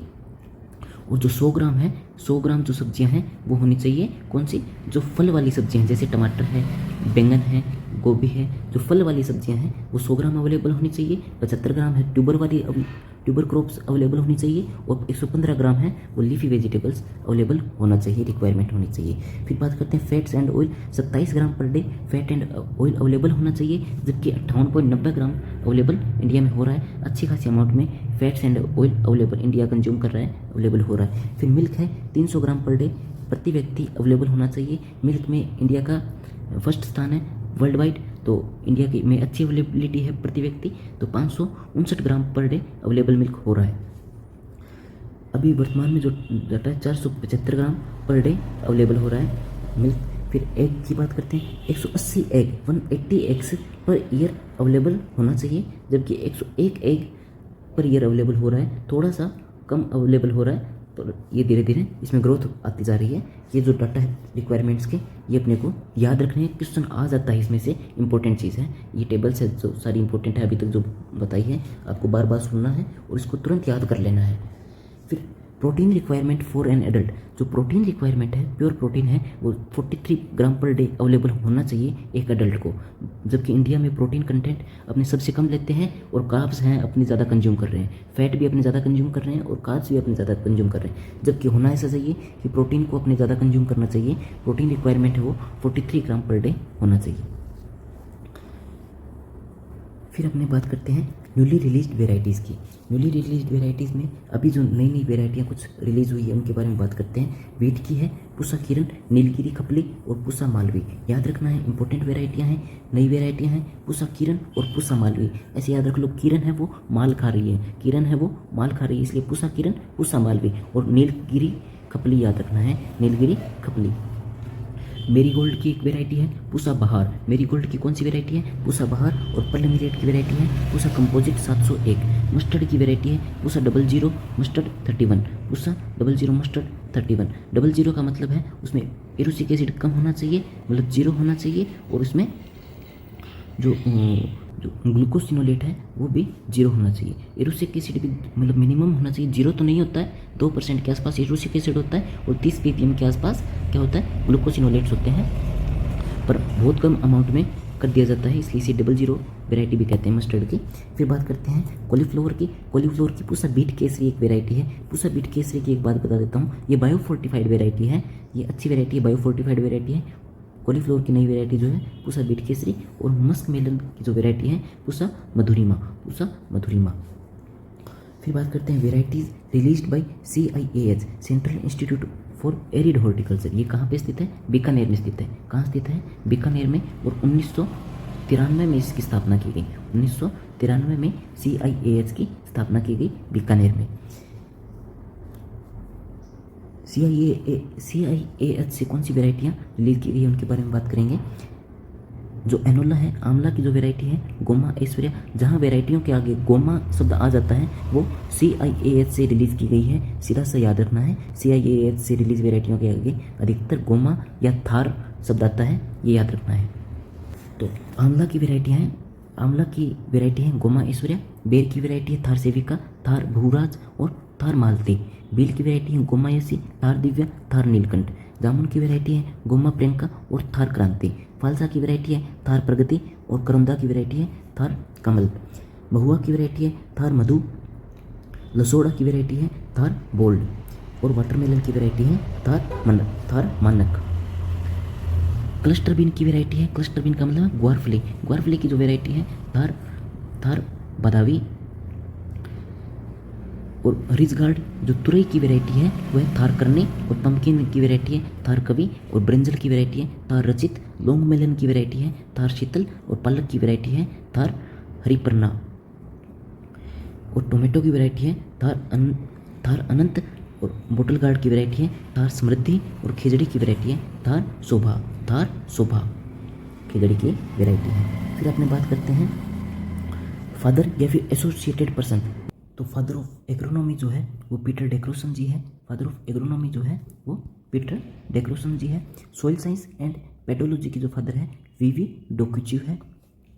और सोइल साइंस इंडिया में जो सोइल साइंस के फादर है वो JW लिथर है जो इंडिया में सोइल साइंस के फादर है। और सोइल साइंस के फादर वैसे अगर सीधा सोइल साइंस के फादर पूछे तो VV टोकाचेव है। गोल्डन रिवॉल्यूशन के फादर है KL चड्ढा जी है गोल्डन रिवॉल्यूशन के फादर। और गोल्डन राइस जो जिन्होंने विकसित किया या फिर गोल्डन राइस के जो फादर है Ingo Potrykus and Peter Bayer. और फर्टिलाइजर केमिस्ट्री के जो फादर है Justus von Liebig, JV Liebig भी बोलते हैं, ये फर्टिलाइजर केमिस्ट्री के भी फादर है। फिर बात करते हैं वीड एंड टिलेज के जो फादर है जेंथ्रो टूल है। वीड एंड टिलेज के जो फादर है वो जेंथ्रो टूल है। और हाइब्रिड राइस के जो फादर है युआन लोंग पिंग है। हाइब्रिड राइस के जो फादर है युआन लोंग पिंग है। फील्ड प्लॉट टेक्निक है वो JB बोशिंगटन या फिर जस्टिस जीन बाप्टिस्ट बोशिंगोल्ट, जो जीन बाप्टिस्ट बोशिंगोल्ट है, JB बोशिंगोल्ट है, इन्होंने फील्ड प्लॉट टेक्निक दी। फिर है सुपर राइस जो दिया गुरुदेव सिंह खुश, GS खुश जी ने सुपर राइस दिया। और सुपर व्हीट है वो सुब्रमण्यम नागार्जुन ने सुपर व्हीट दिया। और hybrid rice in India EA Siddiqui ji ने हाइब्रिड राइस, जो इंडिया में फादर ऑफ हाइब्रिड राइस है EA सिद्दीक। जीरो टिलेज गर्बर या ग्लुबलर B ट्रिपलेट्स, जीरो टिलेज के फादर हैं ग्लुबलर G ट्रिपलेट या GB ट्रिपलेट भी बोलते हैं। मिनिमम टिलेज के जो फादर है EH फोल्कनर है। मिनिमम टिलेज के फादर है। टर्म हाइड्रोपोनिक्स है वो जेनरिक ने दी। टर्म हाइड्रोपोनिक्स जो है वो जेरिक ने दी। और ZBNF zero budget natural farming जो है वो सुभाष पालेकर जी इसके जीरो बजट नेचुरल फार्मिंग के फादर है। येलो रिवॉल्यूशन श्याम पित्रोदा जी ने लेके आए। और ATP cycle Lipman, ATP cycle किसने बताया? लिपमैन ने। हॉर्टिकल्चर जो वर्ल्ड में विश्व में हो जो हॉर्टिकल्चर है उसके फादर है लिबर्टी हाइडेबेली। और हॉर्टिकल्चर इंडिया के जो फादर है वो है MH मेरीगौडा। एग्रीकल्चरल केमिस्ट्री के जो फादर है जस्टिस वॉन लिविंग है, एग्रीकल्चरल केमिस्ट्री के फादर। और अपन ने पीछे पढ़ा था फर्टिलाइजर केमिस्ट्री के फादर भी कौन है? Justus von Liebig. Agricultural chemistry के जो इंडिया में जो फादर है वो JW लिथर है। और इंडिया में जो सोइल साइंस के फादर है वो भी JW लिथर है। अपन ने पीछे पढ़ा था जो इंडिया में सोइल साइंस के फादर है वो JW लिथर है। सिस्टेमिक पोमोलॉजी के जो फादर है D कैंडोली है। और ऑर्नामेंटल गार्डनिंग के जो फादर है MS रंधावा है। अब आपके लिए क्वेश्चन है MS रंधावा जी ने कौन सी 2 पुस्तकें लिखी, कौन सी 2 बुक्स लिखी, उनके बारे में आप पीछे की क्लास में अपन ने पढ़ा है तो आप बताओगे। फिर है सोइल केमिस्ट्री के जो फादर है थॉमस है। और सोइल फिजिक्स के जो फादर है डेनियल हिलेल। हाइब्रिड कॉटन के जो फादर है CT पटेल है। और BT कॉटन के जो फादर है CT माई। बायोकेमिस्ट्री के जो फादर है Karl Neuberg and Indian ornithology होता है पक्षी विज्ञान। इंडियन ऑर्निथोलॉजी के जो फादर है सलीम अली। एग्रोक्लाइमेटोलॉजी के जो फादर है कोपेन। और इंडियन प्लेनेटियोलॉजी के जो फादर है वो बिरबल साहनी। प्लेनेटियोलॉजी जो होता है वो होता है जीवाश्मिकी या फिर पूरा जीवी विज्ञान, जिसमें जैसे कोई जीवाश्म जो दबे हुए रह गए थे या फिर पुरानी सभ्यताओं के जो जीवाश्म हैं उनके बारे में स्टडी की जाती है, वो इंडियन प्लेनेटियोलॉजी कहलाता है। इसके जो फादर है बिरबल साहनी जी है। फिर है एग्रोमेटेरियोलॉजी के जो फादर है DN वालिया है। इंडियन रिमोट सेंसिंग के जो फादर है PR पिशारोटी जी है। फिर बात करते हैं एग्रोमेटेरियोलॉजी के जो इंडिया में फादर है वो LA रामदास है। और एग्रोमेटेरियोलॉजी के जो फादर थे वो विश्व में DN वालिया जी थे। और एग्रोमेटेरियोलॉजी के जो इंडिया में फादर है वो LA रामदास है। इंडियन रस्ट के जो फादर है करमचंद मेहता या फिर KC मेहता इंडियन रस्ट के फादर है। एंटीबायोटिक्स के जो फादर है विश्व में अलेक्जेंडर फ्लेमिंग जी जो इंडियन एंटीबायोटिक्स के फादर हैं। और मॉडर्न कंपोस्टिंग या जिन्होंने इंडोर मेथड विकसित किया अल्बर्ट हावर्ड ने मॉडर्न कंपोस्टिंग या इंडोर मेथड विकसित किया था, जो सोइल साइंस में एक कंपोस्ट मैन्योर बनाने का एक मेथड है मॉडर्न कंपोस्टिंग या फिर इंडोर मेथड। आपको बता दूं अल्बर्ट हावर्ड जी हैं जो इन्हें फादर ऑफ ऑर्गेनिक फार्मिंग भी अल्बर्ट हावर्ड को कहा जाता है। प्लांट पैथोलॉजी है जो प्लांट पैथोलॉजी के फादर है एंटोन डी बेरी। और म्यूटेशन थ्योरी के जो फादर है ह्यूगो डी ब्रिज। प्लांट पैथोलॉजी के जो इंडिया में फादर है EJ बटलर। और प्लांट पैथोलॉजी के जो वर्ल्ड में जो फादर है वो एंटोन डी बेरी। याद रखना है इंडिया में जो फादर है EJ Butler. Mutation theory Hugo de Vries ने दी। और निमेटोलॉजी के जो फादर है NA कोब। फॉरेस्ट पैथोलॉजी के जो फादर है रॉबर्ट हर्टिंग। और यूरोपियन नीमेटोलॉजी के जो फादर है H.C. बास्टिन, और माइकोलॉजी के जो फादर है P.A. माइकेली, और सॉइल माइक्रोबायोलॉजी के फादर है विनग्रोड्स्की, और इंडियन माइकोलॉजी के फादर है E.J. बटलर। इंडियन माइकोलॉजी के फादर भी E.J. बटलर है और इंडियन पैथोलॉजी के फादर भी E.J. बटलर है, याद रखना है। पैरासाइटोलॉजी के जो फादर है प्लाटेर जी क्या है, पैरासाइटोलॉजी के फादर है। ऑर्गेनिक फार्मिंग के अपन ने पढ़े थे, अल्बर्ट हावर्ड है जिन्होंने क्या दी थी, इंडोर मेथड विकसित किया था कंपोस्टिंग का। ऑर्गेनिक फार्मिंग के फादर भी अल्बर्ट हावर्ड है। और होस्ट प्लांट रेजिस्टेंस जो दिया आर पेंटर ने होस्ट प्लांट रेजिस्टेंस दिया। बायोडायनेमिक फार्मिंग के जो फादर है रुडोल्फ स्टेनर। प्लांट एनाटॉमी के जो फादर है ग्रेव, और नेचुरल फार्मिंग के जो फादर है मोनसम्बू फोकुका। बायोलॉजी एंड जूलॉजी के जो फादर है एरिस्टोटल। किसी भी बायोलॉजी के स्टूडेंट को मेरे हिसाब से नहीं पता होगा कि बायोलॉजी और जूलॉजी के जो फादर है वो एरिस्टोटल है। बॉटनी के जो फादर है थियोफ्रोस्ट है। ये भी बॉटनी के स्टूडेंट को शायद ही मालूम होगा, अब पर अपने एग्रीकल्चर की पॉइंट ऑफ व्यू से इंपॉर्टेंट हो जाते हैं। बॉटनी के जो फादर है थियोफ्रोस्ट है। और प्लांट टिश्यू कल्चर के जो फादर है हेबरलैंड है। इन्होंने प्लांट टिश्यू कल्चर की शुरुआत की थी। इंपॉर्टेंट क्वेश्चन है, प्लांट टिश्यू कल्चर के फादर हेबरलैंड है। और प्लांट फिजियोलॉजी के जो फादर है स्टीफन हेल्स है। और पॉलीजेनिक इनहेरिटेंस के जो फादर है कार्ल ल्यूटर है। और प्लांट फिजियोलॉजी के जो फादर है जेसी बोस है। इंडिया में प्लांट फिजियोलॉजी के फादर जेसी बोस है। और फ्रूट एंड वेजिटेबल प्रिजर्वेशन के जो फादर है निकोलस एपर्ड। मॉडर्न बॉटनी के जो फादर है कैरोलस लिनिस है। और प्योर कल्चर टेक्निक के जो फादर है ऑस्कर बेयरफील्ड। और ब्लड सर्कुलेशन के जो फादर है विलियम हार्वे। और सेफनर्स के जो फादर है होफमैन। ब्लड ग्रुप जो दिया वो कार्ल लैंडस्टेनर ने दिया। और नाइट्रोजन फिक्सेशन के जो फादर है विनोडिग्रेड्स्की है, जो नाइट्रोजन फिक्सेशन के फादर है। और soil conservation and soil erosion control के जो फादर है एच.एस. बेनेट। सोइल कंजर्वेशन या फिर सोइल इरोजन कंट्रोल के जो फादर है वो एच.एस. बेनेट ने सोइल कंजर्वेशन या फिर सोइल इरोजन कंट्रोल दिया। और मॉडर्न सोइल कंजर्वेशन जो है वो वोल्नी ने दिया। Green revolution Norman E Borlaug ji लेके आए। ग्रीन रिवॉल्यूशन इंडिया में जो फादर है वो एम.एस. स्वामीनाथन है। व्हाइट रिवॉल्यूशन ऑपरेशन फ्लड के फादर है वर्गीज कुरियन। और कृषि विज्ञान केवीके में मुख्य योगदान किसका माना जाता है, चंद्रिका प्रसाद जी। केवीके में मुख्य योगदान चंद्रिका प्रसाद जी का माना जाता है। फिर modern agriculture science dryland. Modern agriculture science के जो फादर है ड्राईलैंड में वो डॉक्टर के सुशीला जी जो है मॉडर्न एग्रीकल्चर साइंस के फादर हैं। और ड्राईलैंड एग्रीकल्चर के जो फादर हैं वो कांतिकर जो है वो ड्राईलैंड एग्रीकल्चर के फादर हैं। ड्राईलैंड एग्रीकल्चर के जो फादर हैं वो कांतिकर है। और क्रॉप रोटेशन के जो फादर है वो नॉरफ्लॉक। और टेक्सोनोमी के जो फादर है वो कैरोलस लिनियस इंपॉर्टेंट है। मिक्स्ड फार्मिंग के जो फादर है ला फ्लिट्ज ने क्या किया, मिक्स फार्मिंग किया। और इंटरक्रॉपिंग जो के फादर है अय्यर जो है इंटरक्रॉपिंग के फादर है। फाउंडर ऑफ रिले क्रॉपिंग के जो फाउंडर है वो है डॉक्टर बिवेंटराज क्या है, रिले क्रॉपिंग के फादर हैं। और रिस्पॉन्स फार्मिंग के जो फादर हैं वो स्टीवार्ट जी हैं, जो वो स्टीवार्ट हैं वो रिस्पॉन्स फार्मिंग के फादर हैं। और relay cropping founder of relay cropping तो बिवेंटराज को माना जाता है। और रिले क्रॉपिंग के जो फादर है या फिर रिले क्रॉपिंग को जिसने विकसित किया वो एस.एस. बेंस। इंपॉर्टेंट क्वेश्चन है एस.एस. बेंस का, रिले क्रॉपिंग से रिलेटेड है एस.एस. बेंस। और सोइल टेस्टिंग के जो फादर है वो एम.एल. ट्रोंग है सोइल टेस्टिंग के। और साइटोलॉजी या सेल बायोलॉजी के जो फादर हैं वो रॉबर्ट हुक, जिन्होंने सेल की भी खोज की। और इकोनॉमिक्स के जो फादर हैं एडम स्मिथ। सॉइल टेक्सोनॉमी के जो फादर हैं जी.डी. स्मिथ। और स्टैटिस्टिक्स के जो फादर हैं आर.ए. फिशर ने बहुत सारे फॉर्मूलाज दिए हैं स्टैटिस्टिक्स में। मॉडर्न साइटोलॉजी के जो फादर हैं मॉडर्न साइटोलॉजी के स्वानसन मॉडर्न साइटोलॉजी के फादर हैं। और इंडियन स्टैटिस्टिक्स के जो फादर हैं वह पीसी महालानोबिस।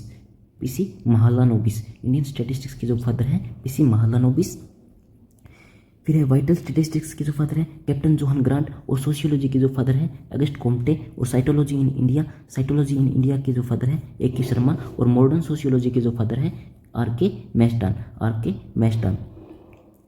साइटोप्लाज्मिक इनहेरिटेंस के जो फादर हैं वो साइटोप्लाज्मिक इनहेरिटेंस आपको पता होना चाहिए क्या है। साइटोप्लाज्म के द्वारा जो इनहेरिटेंस होती है साइटोप्लाज्मिक इनहेरिटेंस कहलाता है। और कार्ल कोरेंस है वो साइटोप्लाज्मिक इनहेरिटेंस के फादर है। और जेनेटिक्स के जो फादर हैं वो मेंडल साहब जो अपने ग्रेगर जोहन मेंडल हैं वो जेनेटिक्स के फादर हैं। एंडोक्रिनोलॉजी के जो फादर हैं वो थोरेंस एडिसन। और मॉडर्न जेनेटिक्स के जो फादर हैं वो है डब्ल्यू बेटसन। एक्सटेंशन के जो फादर है जेपी लिगेंस है। और एक्सपेरिमेंटल जेनेटिक्स के जो फादर है पीएच मॉर्गन है। एक्सटेंशन एजुकेशन के फादर सीमेन इन नेप एक्सटेंशन एजुकेशन के फादर है।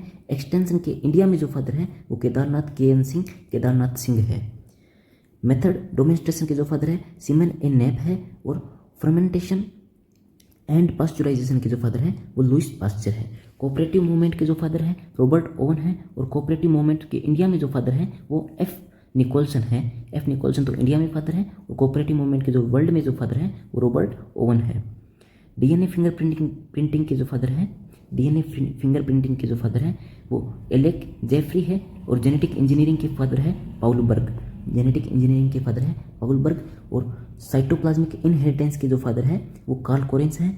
और इकोनॉमिक इकोलॉजी के जो फादर है father of economic ecology most important है, याद रखना है। एमएस स्वामीनाथन को फादर ऑफ इकोनॉमिक इकोलॉजी भी कहा जाता है और फादर ऑफ ग्रीन रिवॉल्यूशन भी कहा जाता है। और एमएस स्वामीनाथन ने एवरग्रीन रिवॉल्यूशन वर्ड दिया। इम्यूनोलॉजी के जो फादर है एडवर्ड जेनर है। और टर्म इकोलॉजी जो टर्म है वो एर्नेस्ट हिकल या ई हिकल ने इकोलॉजी टर्म दी। प्लांट ब्रीडिंग के इंडिया में जो फादर है वो बीपी पाल है। और इकोलॉजी के जो इंडिया में फादर है वो रेमेडो मिश्रा है। और यूगेनिस के जो फादर है फ्रांसिस गोल्टन है। और इकोलॉजी के जो फादर है हेम्बोल्ट है।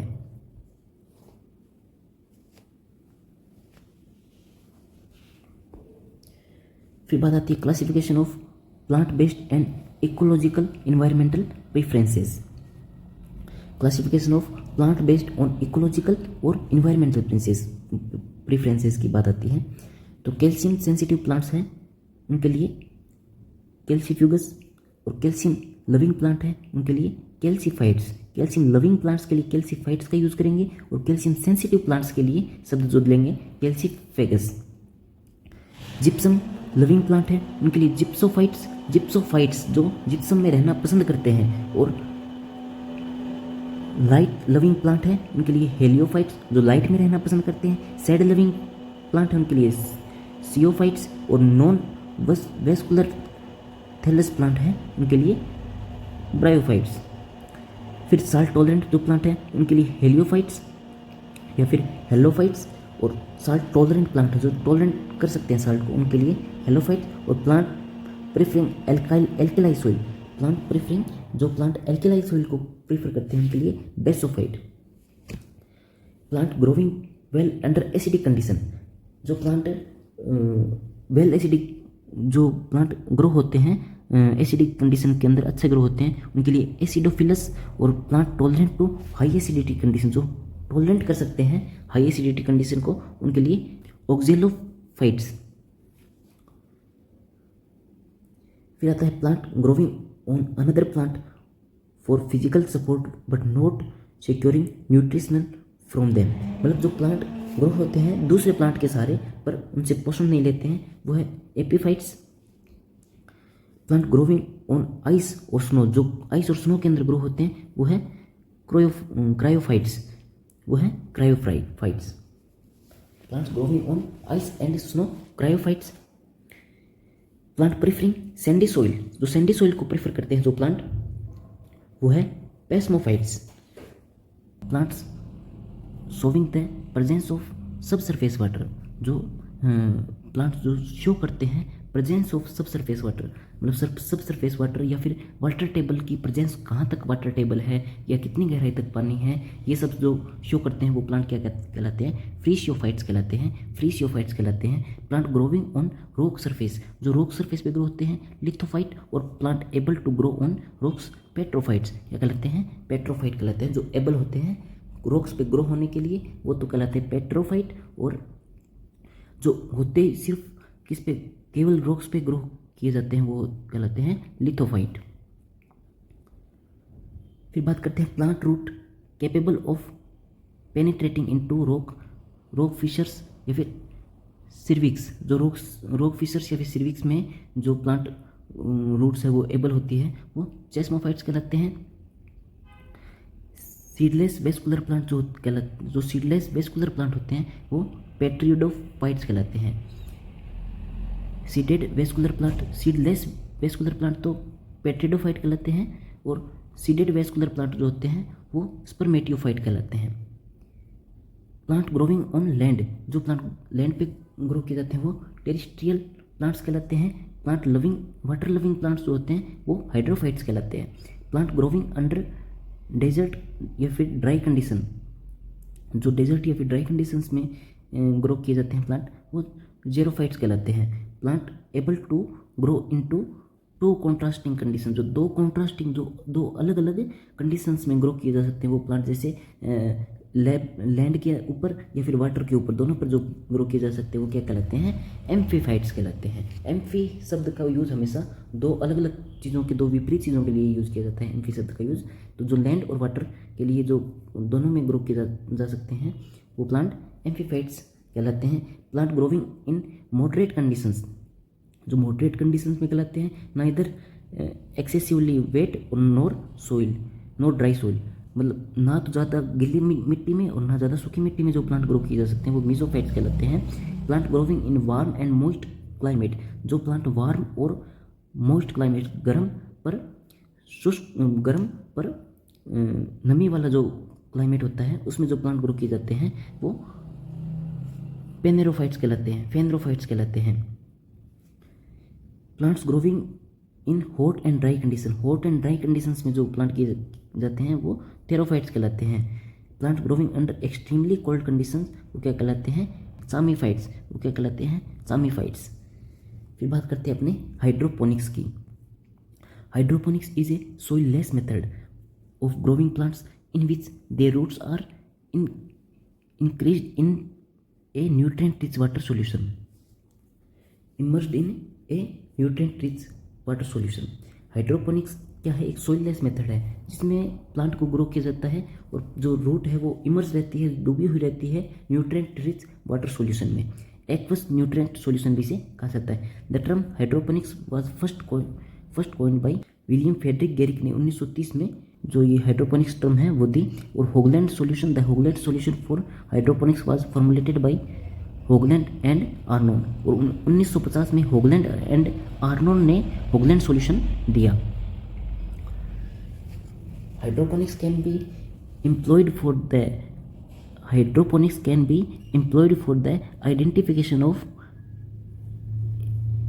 essentiality of mineral nutrients।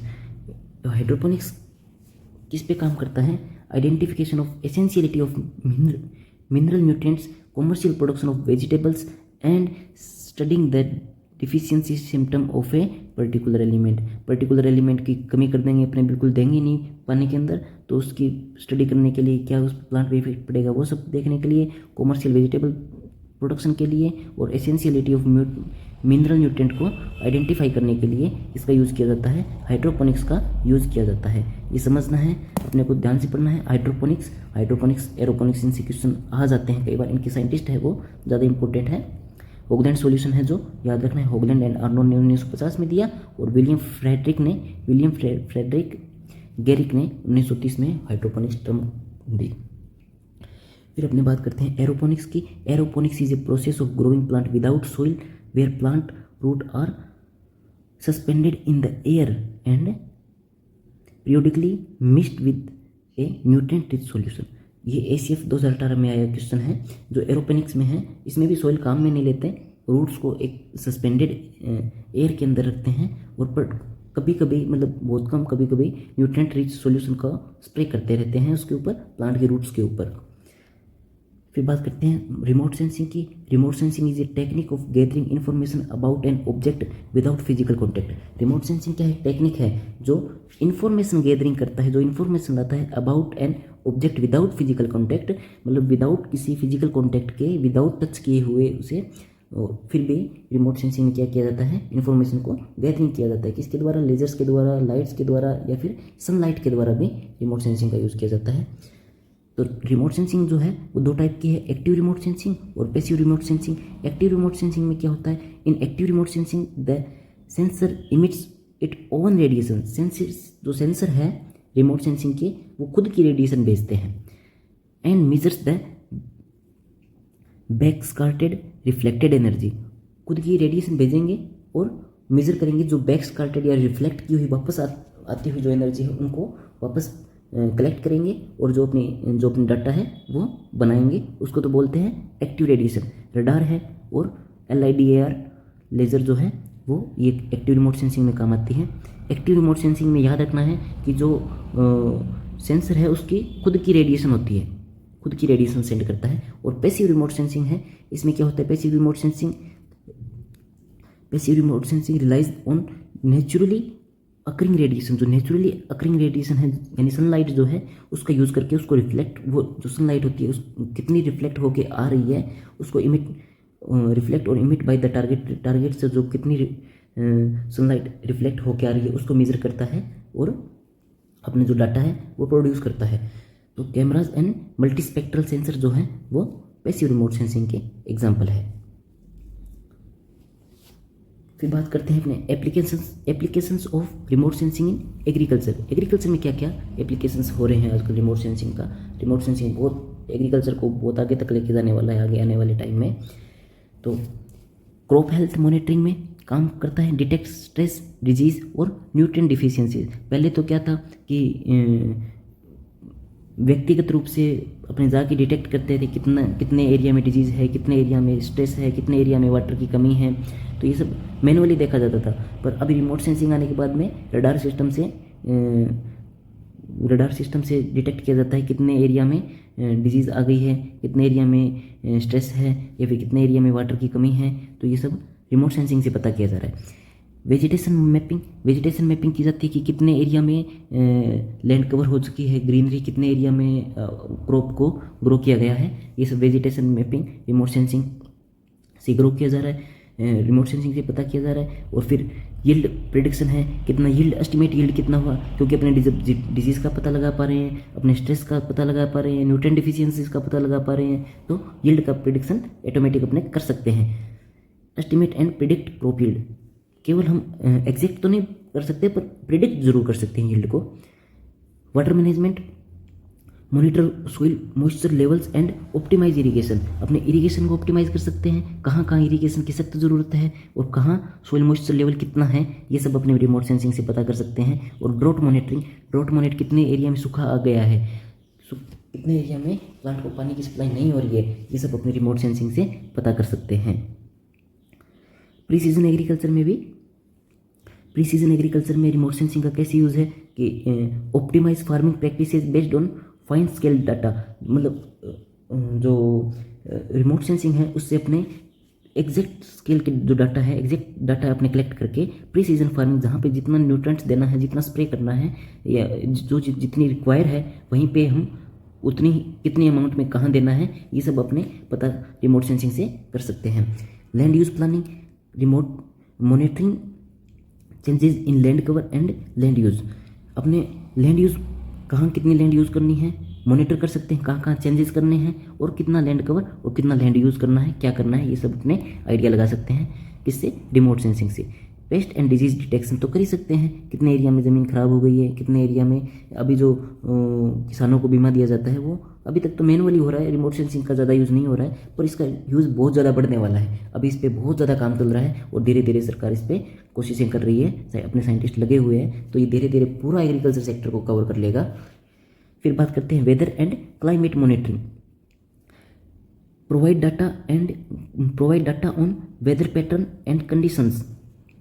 Weather and climate monitoring क्या है कि कैसा मौसम है, क्या आगे क्लाइमेट आने वाला है, ये सब पहले भी पता किया जा रहा है। पर रिमोट सेंसिंग का यूज़ करके रिमोट सेंसिंग टेक्नोलॉजी का बहुत अहम योगदान है किसमें? वेदर एंड क्लाइमेट मॉनिटरिंग में। जो वेदर के पैटर्न्स हैं उनकी जो डाटा प्रोवाइड करता है वो रिमोट सेंसिंग से प्रोवाइड किए जाते हैं। फिर है insurance and risk risk assessment, मतलब जो इंश्योरेंस कंपनीज है वो किससे अभी रिस्क का असेसमेंट करेंगे, वो रिमोट सेंसिंग का यूज़ करके कितना इंश्योरेंस देना है, कितना ज़्यादा खराब हुआ है, वो सब इंश्योरेंस क्लेम है वो रिमोट सेंसिंग से किया जाएगा। फिर बात करते हैं की फैक्ट की। The most commonly used source of energy for passive remote sensing is, जो मोस्ट कॉमनली यूज जो सोर्स है एनर्जी का पैसिव रिमोट सेंसिंग में अपन ने बात की थी, सनलाइट का यूज़ किया जाता है। तो मोस्ट कॉमनली सोर्स इसका क्या होगा, सूर्य होगा, सन होगा। The term remote sensing was coined bye, term है जो किसने दी थी, इवेलियन प्रूइट इन 1960।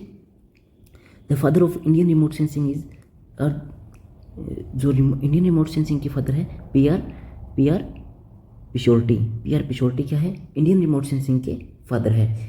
The primary source of EMR, electromagnetic radiation का जो प्राइमरी सोर्स है for remote sensing is infrared radiation. जो इंफ्रारेड रेडिएशन है वो इलेक्ट्रोमैग्नेटिक रेडिएशन का प्राइमरी सोर्स है।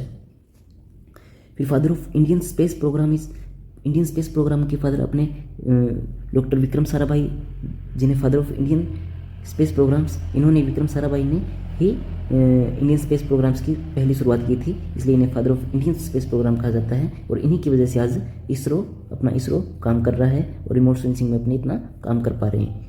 The first country to launch a satellite into space, जो फर्स्ट कंट्री थी जिन्होंने अपना सैटेलाइट लॉन्च किया था वो था रसिया। 1957 में रसिया ने अपना सैटेलाइट लॉन्च किया था, क्या नाम था, Sputnik 1। The Indian space program began in, जो इंडियन स्पेस प्रोग्राम है वो 1962 में शुरू किया गया। The Indian Space Research Organisation, जो इसरो है वो बेंगलोर में सिचुएटेड है अभी, और इसकी जो इसरो की स्थापना है वो 1969 में की गई। The name of first satellite launched by India, India ने जो फर्स्ट सैटेलाइट लॉन्च किया था उसका नाम था आर्यभट्ट। आर्यभट्ट कब लॉन्च किया गया, 1975 में लॉन्च किया गया। और इंडियन जो स्पेस प्रोग्राम था 1962 में शुरू हुआ और 1975 में अपन ने आर्यभट्ट को लॉन्च किया। National remote sensing centre NRCS जो है वो हैदराबाद में है। The Indian institute of remote sensing, जो Indian institute of remote sensing है वो देहरादून में है। ISRO launch the remote sensing satellite, remote sensing satellite जो इसरो ने लॉन्च किया था उसका नाम है रिसोर्स सेट 1। क्या नाम है, रिसोर्स सेट 1। IRS-P6 भी कहते हैं, और 2003 में ये फर्स्ट रिमोट सेंसिंग सैटेलाइट है लॉन्च किया गया था। फिर अपने बात करते हैं GPS क्या है, GPS stand for global positioning system. कई बार GPS की फुल फॉर्म आ जाती है global positioning system. It is a satellite based navigation system that provide location and time information anywhere on earth. GPS क्या करता है, ये ग्लोबल पोजिशनिंग सिस्टम है जो नेविगेशन सिस्टम प्रोवाइड करता है अपने को, और लोकेशन देता है, और लोकेशन एंड टाइम इंफॉर्मेशन देता है। पूरी पृथ्वी पर कहीं की भी लोकेशन और टाइम लोकेशन देने में समर्थ है GPS operates through a network of at least 24 satellite. जो GPS है वो पृथ्वी के 24 सैटेलाइट द्वारा क्या किया जा रहा है, ऑपरेट किया जा रहा है। अभी 24 सैटेलाइट हैं जिनके द्वारा GPS ऑपरेट किया जा रहा है, which transmit signal to GPS receivers on the ground, जो सिग्नल्स देते हैं ग्राउंड पे GPS के। तो ये 24 सैटेलाइट अपने को याद रखना है, ग्लोबल पोजिशनिंग सिस्टम याद रखना है। और ये क्या करता है, नेविगेशन सिस्टम प्रोवाइड करता है, लोकेशन एंड टाइम इन्फॉर्मेशन, कहीं भी पूरी पृथ्वी पर कहीं भी लोकेशन और टाइम इन्फॉर्मेशन GPS द्वारा दी जाती है। फिर अपने बात करते हैं GIS, geographic information system. GIS is a framework of gathering. GIS क्या है, एक गैदरिंग का फ्रेमवर्क है, managing and analysing and visualising spatial and geographical data. ये क्या करता है, ये गैदरिंग करता है और मैनेज करता है, फिर एनालाइज करता है और विजुअलाइजिंग करता है किसको, जियोग्राफिकल डाटा को। ये सारे काम एक साथ करके देता है, एक पूरा एक सिस्टम है जो मल्टीपर्पज़ काम एक साथ करता है। It integrate hardware, software and data to help user understand the interpret patterns, relationship and trends in geographical context. ये GIS और GPS में यही अंतर है कि GPS है जो एक नेविगेशन सिस्टम है जो अपने को एग्जैक्ट लोकेशन और टाइम का डाटा दे देगा, वो है जीपीएस। जीआईएस क्या करता है, पैटर्न्स को देखता है, डाटा को कलेक्ट करता है, एनालाइज करता है, फिर अपने को विजुअलाइज करके एक साथ दिखा देता है। ये सब काम कौन करता है, जीआईएस करता है। जीआईएस बहुत इंपॉर्टेंट रोल निभाने वाला है इसमें, अपने एग्रीकल्चर सेक्टर में। और डाटा को इंटरप्रेट करके अपने को क्या देता है, पैटर्न बता देता है, और अपने को क्या डिसीजंस लेने हैं अपने साइंटिस्ट, जो अपने एग्रीकल्चर साइंटिस्ट है या फिर जिस भी सेक्टर के साइंटिस्ट है, अपने अपने हिसाब से, मौसम वैज्ञानिक है या फिर जो भी है, वो अपने हिसाब से एक डिसीजंस ले पाते हैं और क्या आगे डिसाइड करना है, उसमें जीआईएस बहुत ज़्यादा हेल्प करता है। तो ये थी अपनी आज की क्लास। तो अपने नेक्स्ट एग्रोनॉमी स्टार्ट करेंगे। जनरल एग्रीकल्चर जो अशोक मालवाजी की बुक है, यहाँ तक जनरल एग्रीकल्चर का पोर्शन कंप्लीट होता है। फिर अपने एग्रोनॉमी, हॉर्टिकल्चर वगैरह सारी क्लासें एक साथ कंप्लीट करेंगे। मेरा चैनल है जो नया चैनल है, तो मैं ये चाहता हूँ कि मैं सारी किताबें लेके आऊँगा। सब किताबें अपने धीरे धीरे शुरू करेंगे। बस आपका छोटा सा सपोर्ट चाहिए कि सब्सक्राइब कर लीजिए और लाइक कर दीजिए। जितना ज़्यादा सब्सक्राइब होगा मेरा मोटिवेशन बढ़ेगा और मैं भी आपको उतना खुल के पढ़ा पाऊँगा। मैं उतनी जितनी किताबें, अच्छी अच्छी किताबें शुरू करेंगे। और आप कमेंट में डालते रहिए कि कौन सी बुक शुरू करनी है और कौन सा सब्जेक्ट पहले शुरू करना है, अपने उस हिसाब से प्लेलिस्ट में डालते रहेंगे। जो बुक्स आपको पढ़नी है वो बुक्स कमेंट में ज़रूर डाल दें, अपने साथ के साथ वो बुक भी शुरू कर देंगे। तो आपसे यही उम्मीद है कि आप सब्सक्राइब जरूर करेंगे, सर की सारी बुक्स पढ़ेंगे, सारी अच्छी अच्छी बुक्स आपको स्पीड में पढ़ने के लिए हेल्प करेगी। तो धन्यवाद साथियों, अगली क्लास में मिलते हैं।